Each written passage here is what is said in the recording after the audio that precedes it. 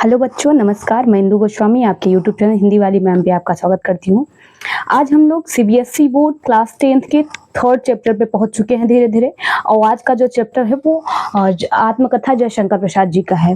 जयशंकर प्रसाद जी का ये आत्मकथा क्यों लिखी गई, आत्मकथा क्या है, इसके बारे में जानते हैं। आत्मकथा क्या है कि आत्मकथा एक सरस्वती, जो जयशंकर प्रसाद थे ये सरस्वती पत्रिका लिखा करते हैं। तो ये जो पत्रिका लिखा करते थे, सभी कवियों ने, सभी जो लेखक थे उन्होंने क्या किया, ये बोला कि अब इस पत्रिका में सब लोग अपनी आत्मकथा बताएंगे। तो कहे ठीक है, तो बोला गया सबसे पहले आप अपनी आत्मकथा बताइए। तो जो कवि थे, जो आपके जयशंकर प्रसाद थे, उन्होंने जो पत्रिका में बोला कि नहीं, ऐसा नहीं हो सकता, मैं ही क्यों लिखूं अपनी आत्मकथा।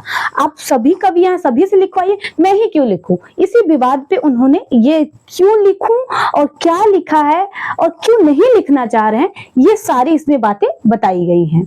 आइए अपनी कक्षा की ओर चलते हैं। उसके पहले आपसे हम निवेदन करते हैं कि जो लोग नए जुड़े हैं वो चैनल को सब्सक्राइब करें, बेल आइकन को प्रेस करें, ताकि जब हम पढ़ाएं तो उसके फोन में नोटिफिकेशन के माध्यम से क्लास पहुंच सके। और जो लोग पहले से ही जुड़े हुए वो पहले प्लीज अपने कक्षाओं को अपने सभी दोस्तों को शेयर कर दीजिए। दोस्तों, अपनी रिलेटिव जो भी हैं जो सीबीएसई बोर्ड से पढ़े, सभी को धन्यवाद। आइए अपनी कक्षा की ओर चलते हैं।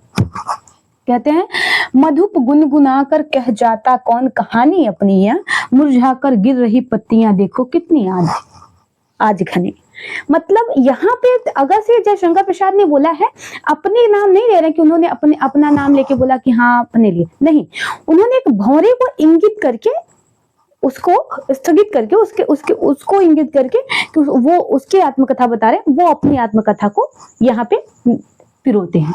कि जैसे जिस प्रकार से जो भौरा होता है वो गुनगुना कर कह जाता है अपनी अपनी कहानी हर किसी से, मतलब हर फूल पे बैठता है, हर जगह जाता रहता है, उसी प्रकार हमारा जो हृदय है, हमारा जो मन है, हमारे जो हृदय है, वो सबके मन की बात जानना चाहता है। मुरझा कर गिर रही पत्तियां देखो आज कितनी घनी। मतलब ये जो पत्तियां हैं, ऐसे माना जाए तो इसका एकदम आसान सा है कि पत्तियां गिर रही मतलब पत्तियों का जो है वो जीवन काल खत्म हो गया। नहीं, इन्होंने अपने जीवन काल की, मेरा जीवन काल तो समाप्त है, मेरा क्यों आत्मकथा आप लोग जानना चाहते हैं, मेरी जीवन काल अब तो समाप्त है, मेरी आत्मकथा क्यों जानना चाहते हैं। ये अपने कह तो पत्तियों को रहे, भौरे को रहे, लेकिन उसके साथ अपने आप को जोड़ा है उन्होंने कि मेरी जीवन खत्म है, आप लोग क्यों जानना चाहते हैं। फिर कह रहे हैं, इस गंभीर अनंत नीलिमा में असंख्य इतिहास यह लोग करते ही रहते हैं अपने व्यंग्य मालिन में हास। कह रहे हैं कि इस गंभीर अनंत नीलिमा में असंख्य जीवन इतिहास, इस मतलब इस संसार में असंख्य मतलब पता नहीं कितने का लोगों का इतिहास है, आप लोग मेरा ही क्यों जीवन लिखवाना चाहते हैं। पता नहीं कितने लोगों की आत्मकथाएं हैं, सब वो किसी और का सुनिए, आप लोग हमारी ही क्यों सुन रहे हैं।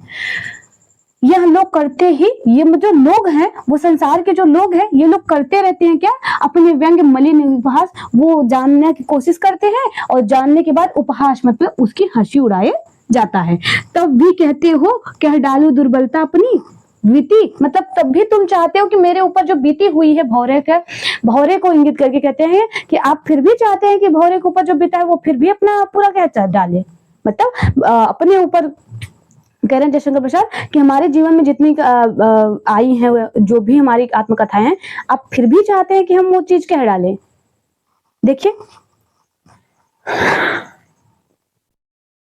तुम सुनकर सुख पाओगे, देखोगे यह गागर रहती, किंतु कहीं ऐसा न हो कि तुम ही खाली करने वाले। देखो यहाँ पे क्या बताया उन्होंने कि यहाँ तक तो हमने पढ़ा कि आप लोग जो भौरे की बात, हमारा हृदय होता है जो सबके मन की बात जानना चाहता है। मुरझा कर गिरने का मतलब है हमारे जीवन तो समाप्त है, हमारी आत्मकथा क्यों जानना चाहते हैं। इस संसार में बहुत से लोग हैं, इस संसार में बहुत से लोग हैं जिनकी आत्मकथाएं, आप लोग हमारी ही आत्मकथा क्यों जानना चाहते हैं। और ये जो संसार है, ये जब किसी की जान लेती है आत्मकथाएं तो उसकी क्या करती है, हंसी उड़ाने लगती है। फिर यहाँ पे कहते हैं, यहाँ पे उनके जीवन में एक स्त्री आती है, प्रेमिका आती है उनकी, उसके बारे में यहाँ पे लिखा है इन्होंने। यहाँ से तुम सुनकर सुख पाओगे, देखोगे यह गागर रीति। तुम सभी सुन के ये सुख पाओगे, और मतलब हमारी जो हमारे ऊपर बीत चुकी है ये गागर, मतलब इतनी बड़ी जो पहाड़ टूट चुका है, जो हमारे ऊपर जो बीत चुकी है, वो उस चीज को आप लोग हंसी उड़ाना चाहते हो, जानते हो, मजा लोगे। किंतु यह ऐसा न हो कि तुम ही खाली करने वाले, मतलब तुम सुनकर सुख पाओगे। यहाँ पे कहने तुम सुनकर सुख पाओगे मतलब है ऐसा कहो देखो तो तुम सुनकर सुख पाओगे एकदम खाली सा है कि तुम मेरे बातों को सुनकर सुख पाओगे, नहीं, ऐसा नहीं। यहाँ पे कहने का मतलब तुम सुख पाओगे कि उनके जीवन में एक स्त्री आई, एक प्रेमिका आई उनकी, तो उनके जीवन में जब आई तो तुम सुख पाओगे, एकदम पूरी सुख से उनकी क्या हुई, जीवन भर गई, एकदम पूरी गागर की भात एकदम भर गई।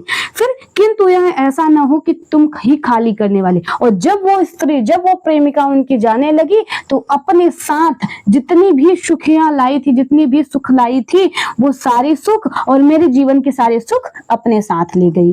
अपने को समझो मेरा रस ले अपने भरने वाली, मतलब कि अपने को समझो मतलब अपने आप को तो समझ ही रहे हो, मेरे अंदर जो रस था वो भी, और अपने रस को जो तुम्हारा खाली था उसको भी भर लिए। मतलब कि अपने जीवन की जो दुखियां थी, हमारे जीवन में जो सुख था उसको भी लेकर अपने गागर में भर लेना। मतलब यहाँ पे भौरे को इंगित करके बताया गया कि अब तुम्हारे पास जो रस है वो तो ठीक है, लेकिन हमारे पास भी जो रस था उसको भी तुम ले गए।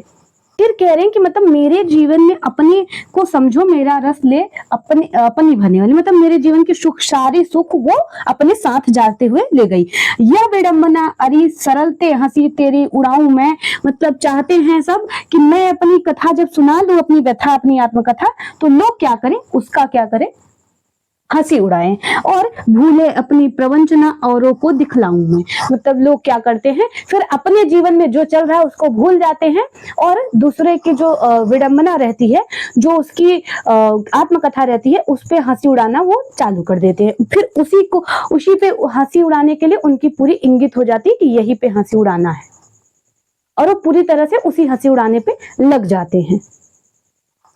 इसको एक बार और हम समझ लेते हैं किस प्रकार है कि आपको इसको ऐसे समझना है। मधुप गुनगुना कर कह जाता कुछ कहानी, यह मुरझा कर गिर रही पत्तियां देखो कितनी, मतलब कि ये तो हम बताएं एक बार फिर देख लीजिए कि यहाँ पे कवि कहता है कि मधु जो हृदय होता है वो भौरे की भांति होता है। जिस प्रकार भौरा यहाँ से बैठता वहां जाता है, हर जगह जाना चाहता है, उसी प्रकार हमारा हृदय भी सबके मनों की बात जानना चाहता है। और हमारी जो जीवन है वो तो खत्म होने पे आई है, पत्तियों के बाद जैसे बत्तियां गिर जाती हैं, इस संसार में पता नहीं कितने के इतिहास है। आप लोग हमारे ही क्यों जानना चाहते हैं आत्मकथा, और यह जो हम बता देंगे तो आप लोग व्यंग्य और हमारा हंसी उड़ाने लगेंगे। तब भी कहते हो कि मैं अपनी दुर्बलता, अपने आत्मकथा जो हमारी कमियां हैं वो आपको बता दूं।